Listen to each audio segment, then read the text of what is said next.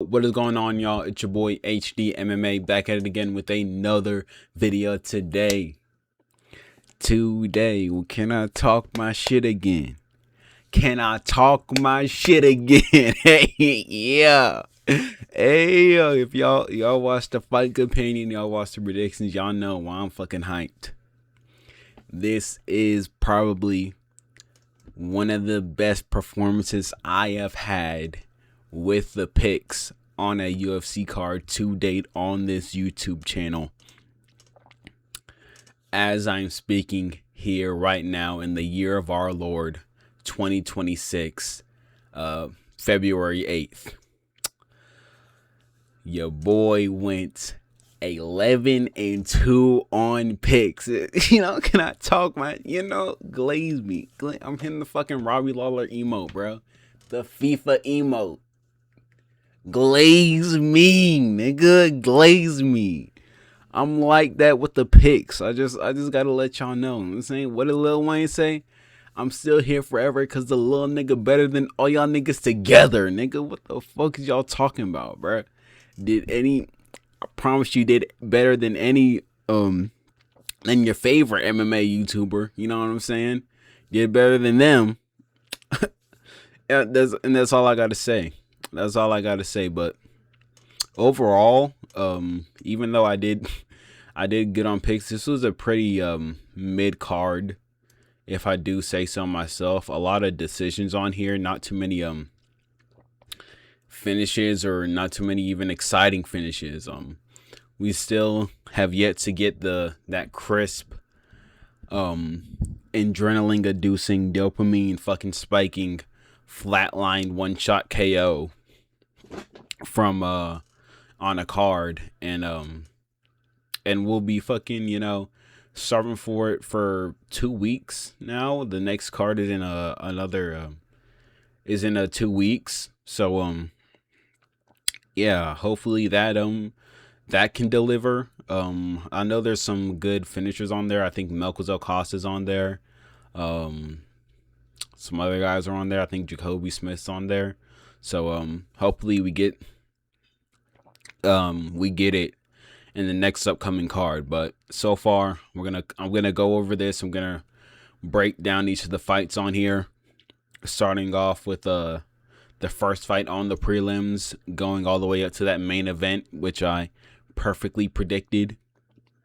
And that's also another flawless main card performance by your boy. That's back to back, just a back to back main card performance from your boy. Just some light shit, just a little light shit, little light shit. You know what I'm saying? But starting off with the first fight on the prelims, we got Claudia Segula defeating Priscilla Cachoeira by unanimous decision, 30-27 to 2 scorecards, 29-28 on one. I think I'm not sure about the 30-27. I definitely think 29-28. I think Cachoeira was coming back a little bit in the second round, if I want to say. No, not the second round, the third round, I would say the third round. She was no, actually the second. Maybe I keep on misremembering the fight, but I think Cachoeira did a bit more in one of the rounds. So I don't think the 30-27 is justified. But this was Claudia Segula just putting that jab, using the length and reach advantage that she had in the fight, putting the jab on Cachoeira, busting up the nose of Cachoeira. Cachoeira, she's been in a lot of scraps. She's been cut up and bruised a lot in the previous fights, so that scar tissue is just built up to the point where even a girl like Cachoeira can just stick a jab on her and just make her nose just pour out blood. She also had that white fight kit on, that little the white sports bra, which sort of just emphasized how much blood was pouring out of her face and nose. So that didn't really help her too much there. But this was Cachoeira, not Cachoeira, fucking Segula putting that jab on her and just landing more, stringing together combos better. That's something Cachoeira doesn't really do, is when she throws punches, at most she'll throw like a 3-punch combo at you and just reset. and just keep sort of just pressing forward. She doesn't really throw like long extended combinations at her opponent, which was to her detriment there. And Capoeira Segula used that to just throw more, have more output than Capoeira, and yeah, just ping her up on the feet at range with the long punches, with the jabs, with the some hooks. She was throwing very shit hooks. She didn't look all that technical on the feet. She was just throwing more and throwing just throwing the jab more than Capoeira. And then Capoeira would just come at her like a fucking, like she had a few extra chromosomes, and just try and blockhead her way through it, which she couldn't really do in this fight. So yeah, pretty average WMMA performance, especially at bantamweight. It just seems like bantamweight is just getting worse and worse as the years go on. Yeah, not really that much to it. That made me 1-0 on the card. I don't really see Segula doing much going forward. She looked shit on the feet. She couldn't really get the grappling off like I predicted she would. Every time she shot, she didn't really commit, and Capoeira just kind of shrugged it off. So yeah, I don't know what she's gonna do. I don't even know if she's gonna lose. It's like women's bantamweight is so like dog shit. I think even a girl like Capoeira, who looks absolutely disgusting on the feet, can probably go through and win her next fight. So yeah, not really much to say about it, but it did make me 1-0 on the card, which that's all I can really ask for. Moving on, we got Jacob Wiklax submitting Muin Gafarov in the third round in like the last half of a second in the third round. Wiklax was able to pull it off, but yeah, this was and which made me fucking, honestly, it pissed me off. It pissed me off seeing the decision making of Gafarov in that third round. But 30 seconds in, he shot a takedown on Wiklax with his head on the outside, just straight up giving him his neck, which Wiklax was using the whole fight, just pretty much just fucking as soon as Muin Gafarov shot in every time prior to the third round, Jacob Wiklax would immediately just try and jump a guillotine, and that was happening the entire fight, and Muin Gafarov still, despite all that, chose to fucking shoot in with his head on the outside in the third round. 30 seconds left in the third round. In a fight I thought he was winning. Yeah. But in the first round, Gafarov, he was landing really good body work on Wiklax. Wiklax, he was standing tall, using the front kicks, trying to keep Gafarov at range. With his front kicks, with his knees to the body, he would Wiklax would try and tie up Gafarov with the tie clinch and just throw a knee to the body. But every time Wiklax got to the tie clinch, Gafarov would just unload with hooks on the body, like some Nate Diaz stuff, and just sort of punish the body of Wiklax. And he will also do that to sneak hooks up top on Wiklax as well. It was Gafarov really just kind of schooling Wiklax in the boxing. Wiklax didn't really have much with his hands except for like a jab here and there. He would mostly just try and throw kicks at Gafarov, front kicks, leg kicks at Gafarov, try and use like his height advantage on him to keep him away at range with the kicks. And that was most of the first round. Gafarov shot here and there. Wiklax would always just go to the guillotine on him. Gafarov would escape it a couple times. And yeah, that was really the first round. The second round started off, Wiklax threw a jumping switch front kick to the body of Gafarov, almost like kind of a crane kick, but not. but Gavrov got hit by it and just kind of heaved over. I didn't see it when it initially happened and during my fight companion, because the angle of the camera was weird. Gavrov was like had his back to the camera. You couldn't really see him like heave over and get hurt, but he did get hurt to the body, Gavrov. And Viklax sort of swarmed on him, tied up with him eventually, got to a clinch, more tie clinch, body lock stuff, and then he eventually got Gavrov to the ground, got mount on Gavrov, was in like got half guard and stuff, mount and stuff, took the back of Gavrov at one point in like the final minute of the second round, was fighting for the rear naked also on Gavrov. So Viklax really turned it around in the second round, and then the third round, it was more of the same stuff in the first round. Gavrov using the body work, hooks to the body on Viklax, beating up the body, sort of pressing the fight, really shooting takedowns. Viklax just trying to keep Gavrov off him with the front kicks and the leg kicks as well, in the clinch, in the tie clinch, as well with knees to the body. And then Gavrov in the 30 seconds left of the fucking of the third round, he shoots a takedown on Viklax, right? Gavrov shoots a takedown with his head on the outside. Viklax immediately latches up a guillotine like he was doing for the rest of the fucking fight. And Gavrov just stays inside of it, doesn't try to fight the hands, doesn't try to fucking, get his body onto the side of Viklax so he can alleviate the pressure and not give him the angle. Gavrov just stays in the guillotine position, lets Viklax roll him over and sweep him to a mounted guillotine. In like the final, 5 seconds, 10 seconds, Gavrov just stays in the guillotine. He gives like a thumbs up to the ref saying he's okay.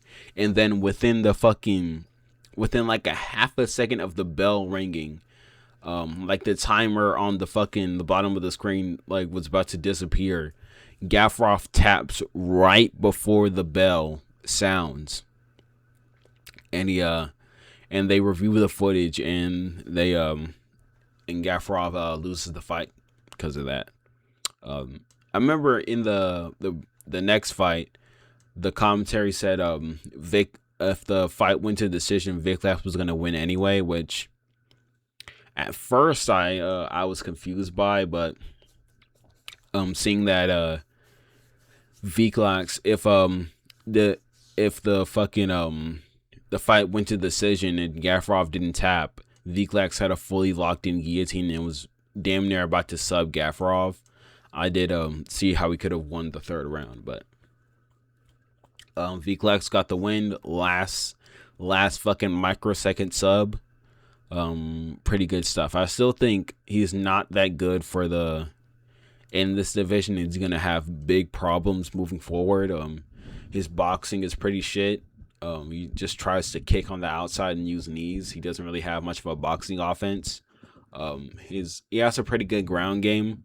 If he develops, but it's very defensive. Viklax's ground game, he doesn't really use doesn't really like shoot takedowns and offensively grapple. He mostly just uses his grappling as a defense mechanism to deter people from shooting takedowns on him. So yeah, I think he's gonna have some problems, but for now, pretty good comeback win for Viklax, and that made me 1-1 on the card. And then moving on, we got Wang Kong defeating Eduardo Mura by unanimous decision. This fight did get pretty sketchy in the second round, but in the first round it was fucking Wang Kong picking at Mura as Mura was like moving forward on her, trying to like grapple her. Wang Kong was circling around on the outside, staying at range, picking at her with shots. hitting her with low kicks. Yeah, just a lot of picking apart at range for Wayne Kong, and using her technical striking to get ahead on the output for in this fight. And then in the, I think like a minute 40 into the first round, Kong dropped Miura with a right hand, sat down Miura with a right hand, tried to follow up with the ground and pound, didn't get the finish, started grappling with Miura a bit. In the first round, the round ended. Round two started. Miura really started to implement her game plan more with the grappling, got Kong to the ground, got dominant position. Kong was trying to scramble and defend, got the back of Kong in the second round, was fishing for the rear naked choke. She even like had the rear naked at one point in the fight. I remember it was seeing it under the chin of Wayne Kong, and Wayne Kong was trying to like stand up, and then for some reason Miura just let it go, and it was fully locked in, and Miura let it go. I don't know what she was thinking there, but Miura won the second round off that, and then the third round it was Wayne Kong. She had more just showed off her grit and just wanted it more than Miura. Miura just started to slow down a bit in the third round with the grappling. Started to just accept getting beaten up by Wayne Kong. Tried to grapple with Kong, didn't go her way. Kong she got the mount, got the back of Miura, sort of stood up Miura, and then Kong after that just started unloading shots on Miura, which was I thought she was gonna get a finish off that, but she didn't. And then I think they got to another grappling exchange. I think Kong took her down, or no, Miura tried to shoot on Kong, and then Kong defended it. She got the back of Miura, started just unloading ground and pound on her. Started fishing for a rear naked, didn't have the angle on it, but yeah, then Kong edged her out in the third to won the first round in the third round, and got the 29-28 decision. 30-27 again. I don't think that scorecard is justifiable, but it was a good like sort of comeback performance from Wayne Kong after dominating in the first round and then pulling through in the third. And that made me 2-1 on the card. Moving on, we got Javid Basharat defeating Johnny Vasquez by unanimous decision. 29-28. On all scorecards, I agree with these scorecards here. At the first round, it was all sort of Basharat. Basharat was just picking apart Vasquez in the striking and the boxing. Hurt Vasquez at one point with a right hand as he was coming in, dropped him, started unloading ground and pound. Vasquez scrambled, tried to roll for a leg at one point, didn't get it. Just dominant round for Basharat in the first, and then in the second, Vasquez started to pressure more. He started to pull through. He hurt Basharat with a right hand as well in the second round. Had Basharat on wobbly legs for a bit. Basharat tried to take him down. Vasquez defended it. Vasquez tried to wrap up an anaconda for a little bit, didn't really have it. And then he tried to go for a heel hook at one point in the second round too, didn't have that as well. So it was 1-1 going into the third. Vasquez winning the second. Basharat winning the first. And then in the third round, it was Basharat again being a bit too technical, putting hands on Vasquez, showing that there's levels to the game, and Basharat edged out the third round in that. So yeah, 29-28 decision for Bashrat. I don't like the fact that he made it that close. It was this close with the guy making his UFC debut on fucking 2 days notice and missed weight as well. I mean, he did.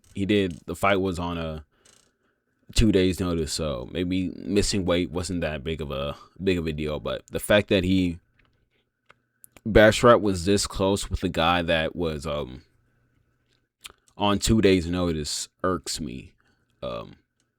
It doesn't really bode well for his future in this division. But moving on, that also made me 3-1. Moving on, we got this was a shit ass fight, bro.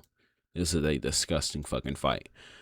We got Ketlin Souza defeating Bruna Brazil by a 29-28 decision. This was such a fucking nothing fight, bro. This was so ass. Fucking, this was Ketlin Souza just stalling out fucking Bruna Brazil up against the fence in the clinch and doing absolutely nothing with the grappling. Every time Souza engaged in the grappling, she would just fucking hold. She would fucking grab him and hold her, just fucking grab her and hold her up against the fence. She did to the Bruna Brazil. To be fair, she didn't really do much of anything at all. She would just kind of, when it got to range, she would just kind of like circle out and not really do much. She would try and throw like these flying knees and spinning back fists and jump knees on Souza, but she doesn't have any power or speed to really make them dangerous. So she was trying to fighting nerds aura farm without having any of the physical attributes. The reason why the fucking fighting nerds throw these like dynamic strikes is that they mostly have the power. A lot of them have the power to really make them effective and dangerous. You're a fucking straw weight. You're a woman and you're a straw weight. You don't have power like that. I don't know why you're bothering with these strikes, but yeah, it was mostly. I don't want to put the blame on Bruna Brazil. This was mostly just fucking Ketlin Souza being a dog shit ass fighter and holding Brazil up against the cage. Brazil in fairness, she didn't really do much, but it was Ketlin Souza just mostly initiating the grappling and not doing fucking anything with it. So yeah, and she was also like trying to like fix her shorts in the middle of the fight. As soon as like a grappling exchange started, she would like pull her shorts down for some reason, and Bruna Brazil, she didn't really capitalize on that, which I think she should trying to fucking hold you against the fence and you don't fucking kick her in the face when she's trying to fix her shorts or whatever. It's whatever, but yeah, it was a shit fight, and I don't remember the crowd booing as much as they did with like Almeida and Kunyev, which I think they should. You should boo these fucking two. Boo Souza and Brazil. Boo both of them out of the apex, out of the fucking metaverse, out of the meta apex. But yeah, it was a shit fight. Souza got it. Yeah, they give you points for control time if you're a fucking woman or if your name ends in a V. But moving on, we got, and that made me what, 3-2 on the card, I guess. Yeah, no, hold on, that was fucking, yeah, 3-2 on the card. Yeah, moving on, we got Nikolai Voretnikov defeating Nico Price in round 1 with a TKO. This was a pretty nasty stuff from Voretnikov and sort of something we've been waiting for him to do. He looks big and athletic for the division, and he really showed that off in this fight, but it's against Nico Price, and Nico Price has been historically fucking moving in slow motion on the feet since pretty much his since pretty much like in the last 2 years. He's been moving like shit on the feet. So yeah, I didn't expect Vretnikov to be able to um put down and finish Nico Price, since he hasn't really been able to shown that level of like power and stuff in his fights. And Nico Price is pretty tough to really like put out completely. But he dusted up Nico Price, man. He landed a big combo on him. I think he hurt him with the right hand initially, or something like that. Hurt him with a right hand, then hit him with like a standing knee to the face. And then Nico Price, I think as soon as he got hit with that knee, he was just immediately just out on his feet completely and just wasn't defending. And then fucking Vretnikov just unloaded on him with like a right hand and a left and a right hand. And then the ref stepped in. So yeah, nasty stuff from Vretnikov. And that made me 4-2 on the card going into the headliner of the prelims. Now we got the headliner of the prelims, fucking Danilo Donchenko defeating Alex Morono, whatever the fuck the kid's name, Alex fucking Hobo, by unanimous decision. I don't like that fucking Danilo made it that close. I don't like that he made it that close. I think he thought that he was gonna be able to finish Morono when he hurt him in the first round initially. But Morono, he's tough. He's a crafty little vet. Been around for a long time. Hasn't really been like finished. He got finished by Liao, but he's been around for a long time. Was able to take the shots of Donchenko. But yeah, as soon as fucking when I watched the fight, I was kind of like watching this out of the corner of my eye when it was going on live, because I had to be somewhere or I had to go somewhere.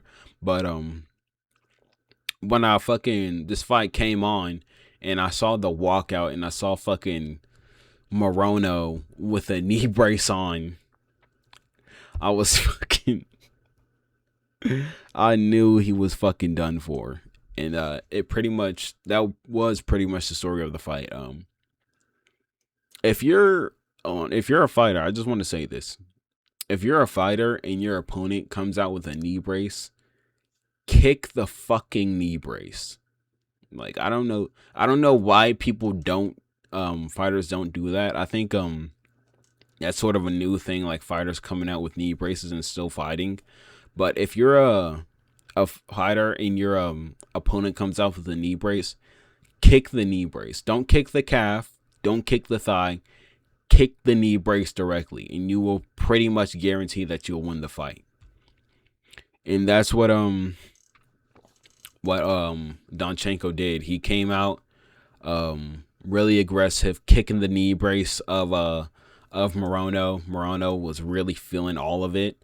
Couldn't really mask the pain of his knee. Was like fucking, he was really like wincing and like sort of like sitting down and like crumpling whenever Donchenko would kick the knee brace. He would really just couldn't really mask the pain of it and sort of like tough it out.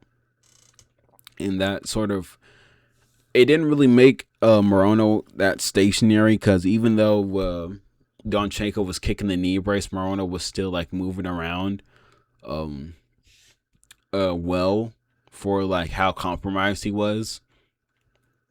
But then fucking Donchenko, he was pressured forward, came in very fast and furious, and then he fucking backed Morono up into the cage, hit Morono with a left hand, hit Morono with the left hand, dropped Morono in the first round, started pouring on the ground and pound, thought the fight was going to be finished, was just pouring it on Morono, and then Morono was able to survive, get out of the scramble out of the position, and then started like showing that he wasn't going to be dusted up and finished that early. So spat blood out after he after he got up from the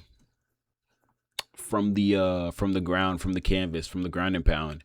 And then they started going at it through a spinning back fist. They started exchanging on the feet at the end of the first round. And then yeah, so clear. You can even say a 10-8 in the first round for Donchenko. Second round, Morono. Donchenko, first off, Donchenko was visibly tired. The output really slowed down for Donchenko. Wasn't really throwing as much. Was much more hunched over in his stance. Much more like sitting in his guard and relying on putting his hands up to not get like to sort of mask the fact that he was very tired and very like low output. And then Morano started to come back a bit, started to throw the little pitter patter strikes at Donchenko. I said in my my prediction video that fucking Morano does not have the capability to hit hard, and that really it really sort of like revealed itself in the second round when Donchenko was way more tired than him, and then Morano couldn't really just land the effective and powerful shots to really capitalize on the low output tiredness of Donchenko. But Donchenko was still hammering that leg of Morano. One thing that I fucking hated from Donchenko, he's kept on like switching stances from southpaw to orthodox. And like, why are you switching stances? You're like taking away the main fucking weapon that's been effective in this fight, which was the rear calf kick from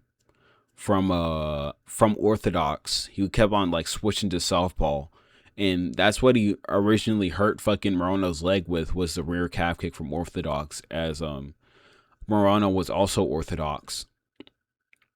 So yeah, that's one thing that pissed me off about Donchenko, but it was more like what it was in the first round and the second, but it was just way less output from Donchenko. And then in the third, it was much more of the story, just Donchenko just landing the low kicks, landing the more effective shots in the fight. That was a fart.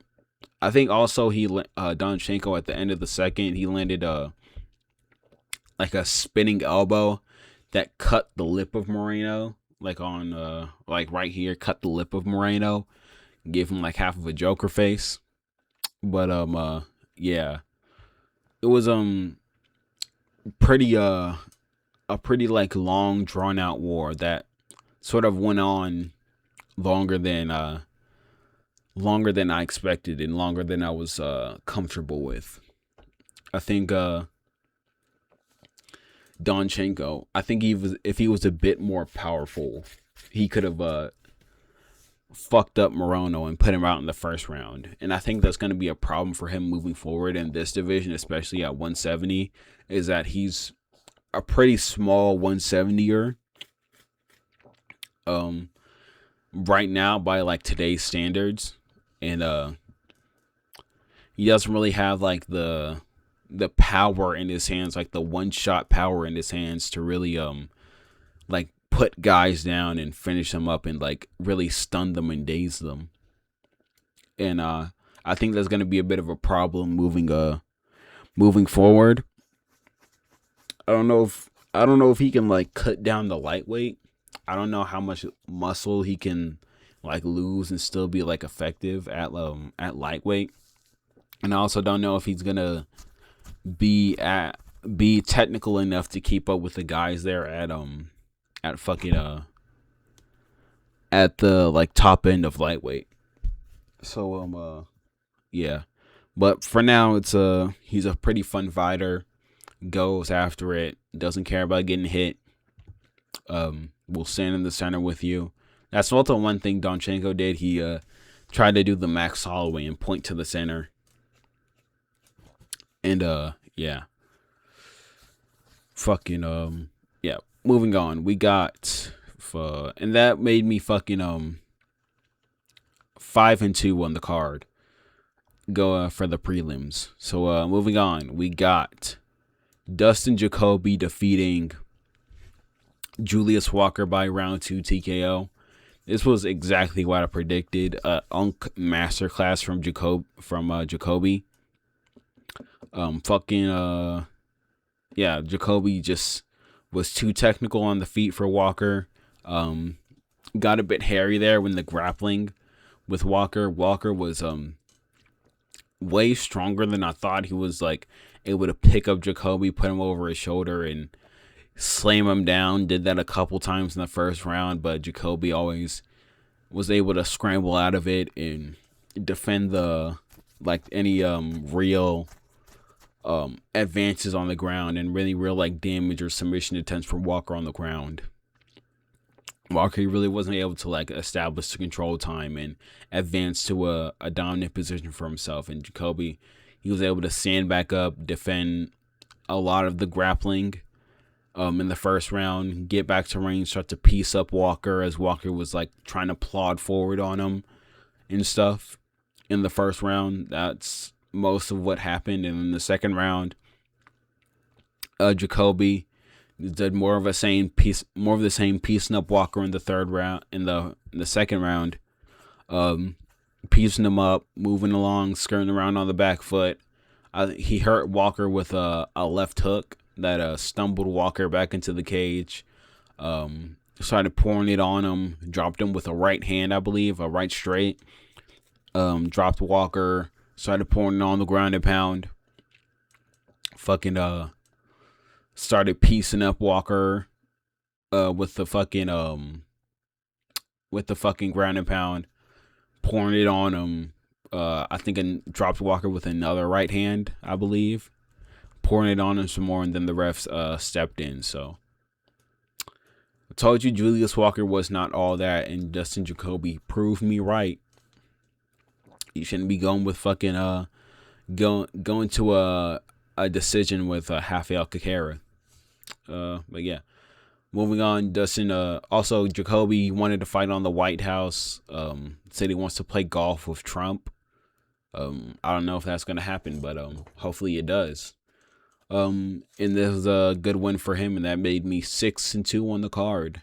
And then moving on, we got Farhad Basharat defeating Gene Matsumoto by split decision. I thought Basharat won the fight. Yeah, not really much. There wasn't really like a lot of effective shots. There wasn't really a lot of like moments in this fight. Now that I'm thinking about it, it was sort of just them going back and forth. The biggest like moment was Basharat cutting open Matsumoto early in the first round with a step in elbow, but they were really like hurting each other all that bad to really sway the fight into one of the other's favor. But yeah, this was Basharat in the first round. He was sort of piecing up Matsumoto, making him run into stuff. Cut him open with a step and elbow. And that was pretty nasty. More strikes from fucking Basharat, just piecing up Matsumoto in the boxing. Matsumoto was trying to throw some leg kicks. He was having a hard time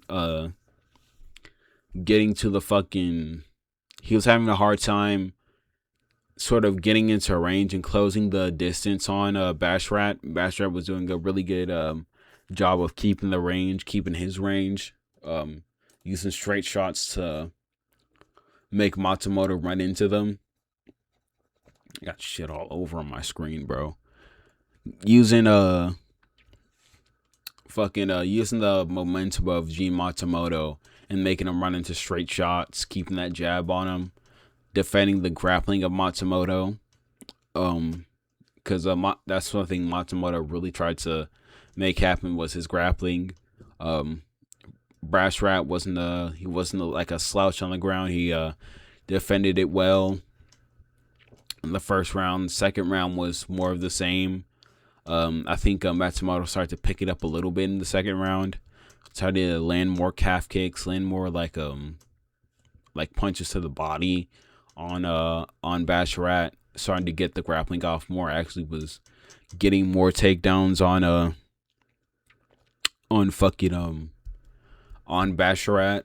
In the third round, it was just sort of back and forth at each other, and then Basharat, he got the takedown on Matsumoto in the third round, started to do some little ground and pound here and there, got another takedown on Matsumoto in the third round.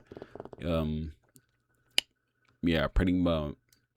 It was pretty sort of like a nothing burger kind of fight, with the amount of like effectiveness in the amount of like how each fighter was affected by the other shots. Basharat, he doesn't really have like the power to really hurt you with a big punch. Even though I think he's the more like physical brother of the two, Javid, he's able to, I think, hurt his opponents way more than Farad is. I think Farad is, even though I think Farad is a bit better, he's not really able to like put power on guys and really like make it like definitive that he won an exchange, or he won a round, or he like dropped a guy or whatever, or hurt a guy on the feet. So yeah, I heard some people saying it was a robbery. I don't think it was. Matsumoto, he couldn't really do much with his grappling at all, and yeah, whatever. Moving on, we got that made me in that fucking it made me 7-2 on the card. Moving on, we got Mikhailo Krzyzewski defeating Marc-Andre Barriault by unanimous decision. 29-28 as well on all scorecards. I had that for him as well. In the first round, it was all Mikhailo Krzyzewski was landing jabs on Barriault, landing good twos on Barriault, stumbling Barriault into the cage with that left hand, that straight left hand that Krzyzewski has, just piecing up Barriault a lot, making Barriault skirt around on the back foot, making him throw up that high guard. Just making Barriault look silly and outclassing him in the feet on the boxing. And then in the second round, Barriault started to find success with that half collar tie in the clinch. He was landing hooks on fucking Oleg Krzyzewski, landing elbows on Oleg Krzyzewski, while like Oleg Krzyzewski was trying to like defend and like get out of the clinch. Barriault was landing hooks on him, landing elbows on him. That was mostly it for the second round. In the third round, he had what was his name? Pablo Sukovic or something like that. It was the one guy from the one Fighting Nerds coach with the all like gray hair.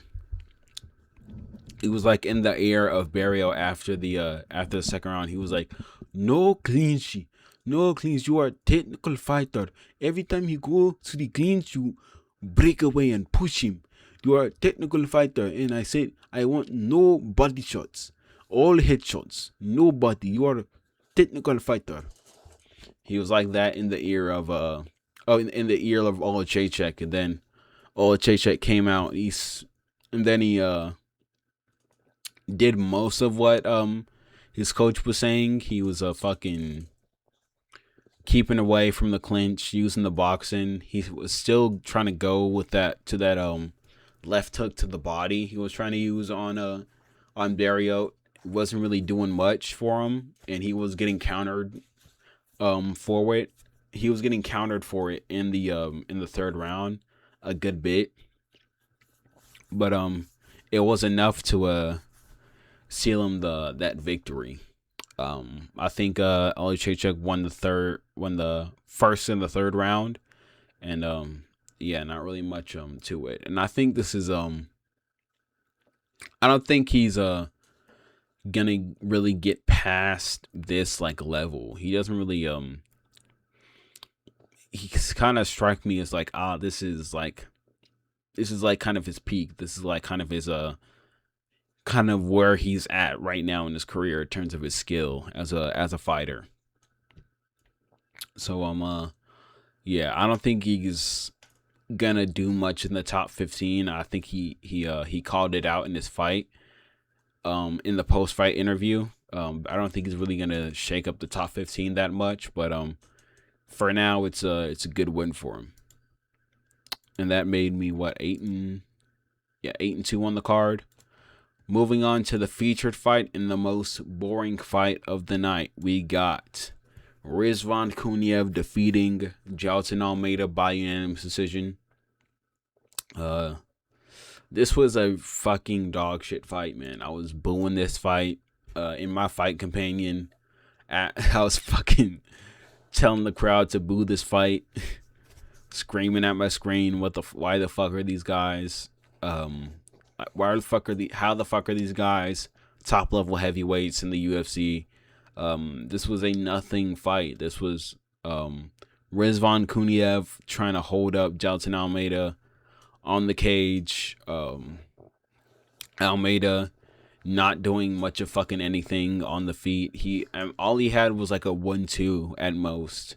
He would throw on the feet, even though he's fucking way faster and more powerful, it seemed, on the feet. All he had was a 1-2, and immediately after he threw the 1-2, he would try to he would grab onto Kuniev and try and shoot a takedown, but he didn't really commit to it. He would just sort of bend down and immediately just rise up back into the clinch and just get held in the clinch by Kuniev. So yeah, I think the UFC might consider cutting him after this fight. I know a lot of people saying send him to PFL. I think that's something that's gonna have to happen. I mean, I don't know what's gonna light a fire under Almeida's ass to be more exciting, and to just let it go in fights and push in fights. So yeah, I think you might have to cut back down to light heavyweight, or just stay outside and in a other organization in the regionals or something like that in a other mixed martial arts organization, because he is not giving much entertainment value to the UFC. And Rizvan Kuniev as well, just not being exciting at all. He was not really doing much. At most, he would do a couple uppercuts in the clinch with a collar tie, but he was as well just holding Jailton Almeida up against the cage, not really doing anything at all. Yeah, just as a shit fight. And I think this fight and that fucking Bruno Brazil's Killing Souza fight should be treated with the same fucking kind of energy. Just boo both of them, slander both of their fucking names, boo them out of the arena, out of the cage, throw fucking drinks at both of them, at all four of them. But yeah, and that made me 9-2 on the card and pissed me off. But we got my boy Kyoji Horiguchi getting me into a good move and setting it off in the co-main event. We got Kyoji Horiguchi defeating Amir Albazi by unanimous decision. Yeah, this was pretty much a fucking masterclass from Horiguchi. Albazi, he landed fucking 20 strikes out of the entire fight. Horiguchi was pretty much styling on him. Oh, goddamn. Even though it got a bit hairy in the first round, I think Albazi, he landed a left hand on Horiguchi that dropped him for a bit. Kyoji Horiguchi recovered well. And yeah, just Kyoji Horiguchi using that stance, using the footwork, outmaneuvering Albazi, piecing him up with the jab, with the straight, with the overhands. Rocked Albazi with the left hook in rounds I think 2 and 3. Rocked Albazi with the left hook, had him stumbling, and yeah, defending all of the grappling of Albazi as well. Albazi was not able to get Horiguchi down even for a second. Horiguchi was just keeping his base wide. He's pretty strong for flyweight for his size. He's pretty strong because Albazi, he was like he's kind of known for being like physical and being able to like get guys down and sort of oppose himself at flyweight, and he wasn't able to do any of that on Kyoji Horiguchi. Yeah, just masterclass from Kyoji Horiguchi straight up, and he got on the mic in the post fight interview. He was like, "Who has the title? Who has the title? Ban."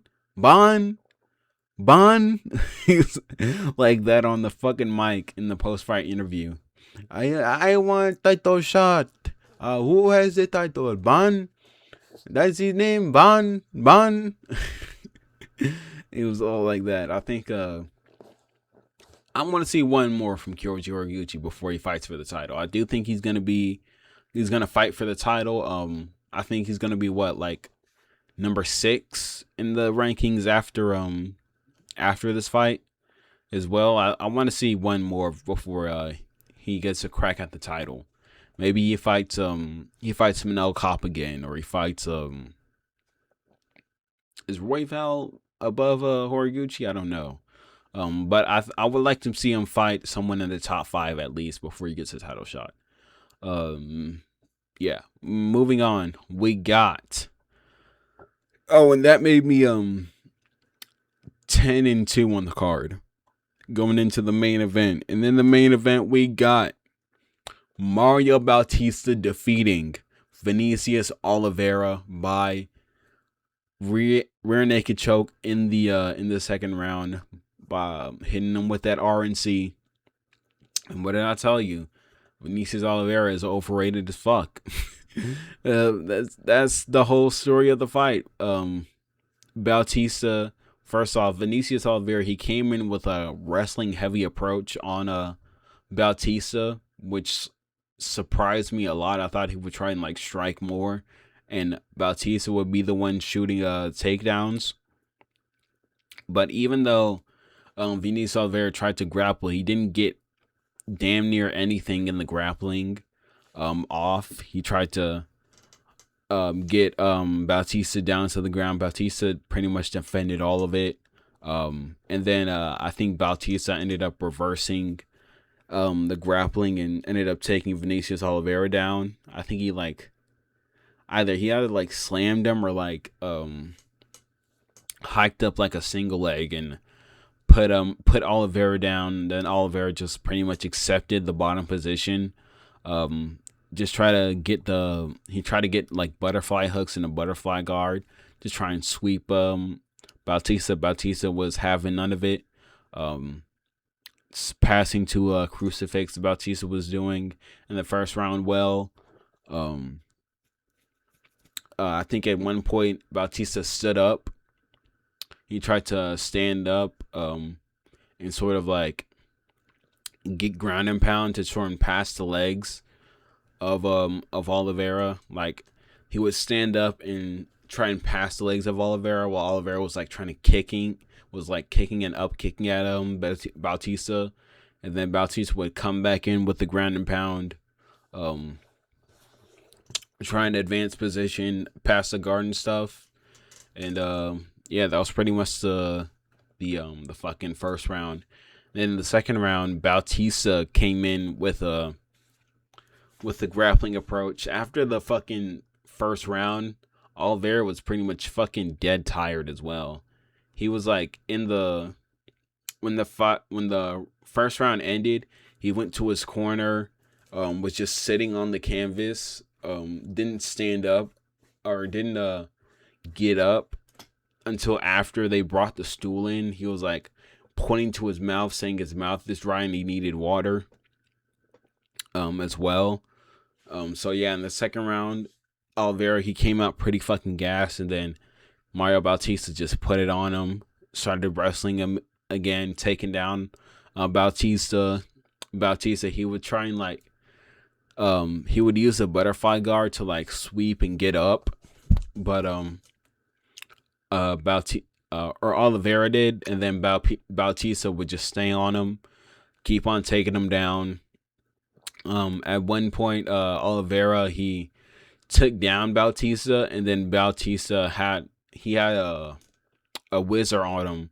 He had a wizard on fucking on Oliveira when Oliveira tried to take him down, and he used it to sweep Oliveira while like kicking with his legs, swept Oliveira, ended up on top in mount, I believe. Was in mount on Oliveira. Oliveira was trying to like get his guard back, scramble up and stuff like that. Fucking then Bautista went to a crucifix on him, started putting down elbows on Oliveira, making fucking Chimaev jealous as well with the crucifix. Oliveira was trying to scramble, trying to kip up, trying to fucking bridge and do all that stuff. Then Bautista let go of it, kept a grip on one of Oliveira's arms as Oliveira was like turning to his side. Tried to wrench a Kimura at the end of the round. It was pretty much when all this was happening. Bautista wrenched a Kimura. Oliveira went to scramble up and to defend, and then keeping the Kimura grip Bautista did, he used it to take the back and get a hook in on Oliveira, which he did. And then Oliveira just fell down onto his back with Bautista on his back. And then immediately as Bautista let go of the Kimura grip with one of his arms, he lashed up a rear naked choke immediately. And then put the other hand behind Oliveira's head, and it was wraps from there. Oliveira tapped pretty much immediately after that. So great grappling performance from Mario Bautista, outclassed Oliveira in the grappling, and Fraud checked the fuck out of him. So that was a great performance from Bautista to end the card. Great performance from me with the picks, and that's pretty much it. I know I think the Super Bowl started just now where I'm at, so I think you guys are probably gonna watch that. Some of you might have fun watching that. I don't think I will be. And I'll see you guys later. Make sure to like, comment, sub. Get a little break from the UFC. Next events in 2 weeks. So maybe I'll have a video out covering something else. But hope you guys enjoyed the vid. And I'll see you guys later. Peace.